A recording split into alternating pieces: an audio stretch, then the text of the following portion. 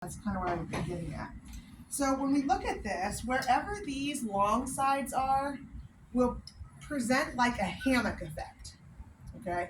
If I have these long sides on my back, this is like I'm lying on my back on a hammock. What happens to your trunk if you lie in a hammock? Flexes. On the back. It flexes, right? You end up in a posterior pelvic tilt.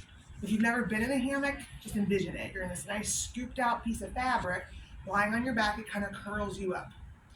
If I lie on my stomach in a hammock, what happens? Extension. A lot of extension, right? So I get an anterior pelvic tilt. That's pretty simple here. We lie on our stomach, the long pads are together. We're going to get, an anterior pelvic tilt effect. Does that part make sense before I move on? Okay.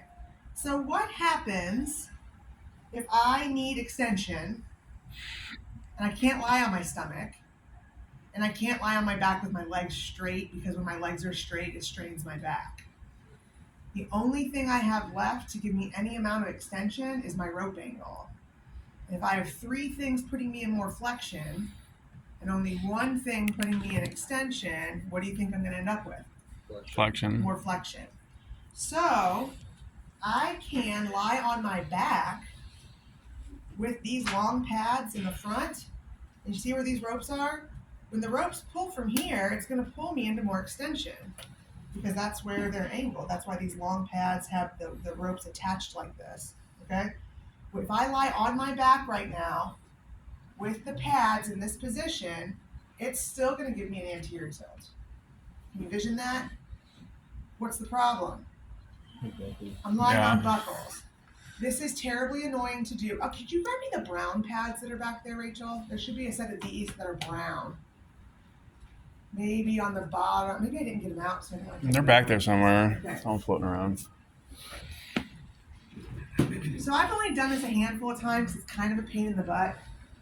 Here it's kind of nice because we have an extra set of pads that are just set up this way. But you notice that these straps are very mobile. They slide in and out here, right? We can move them around.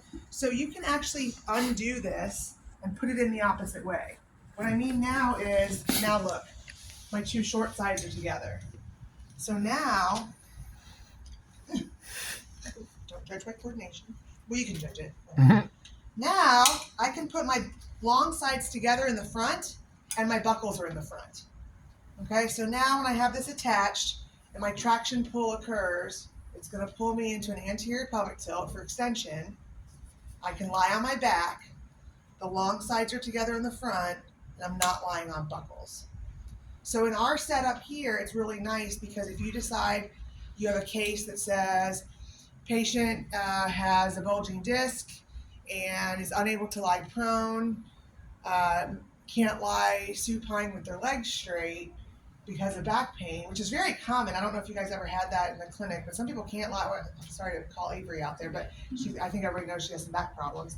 The other day when it was hurting really bad, lying straight with her legs out was not comfortable. She needed to be in hook lying, right? So then I can put them in hook lying on their back with the pads in this position. So when we keep talking about this pad position, this is what they're talking about. All right, whether I'm lying on my back or on my stomach, wherever these long pads are, it's like I'm on a hammock in that position. So long pads on the stomach, no matter whether I'm on my back or my stomach, is like I'm lying in a hammock, getting that extension pull. Okay? So that's kind of what we're talking about.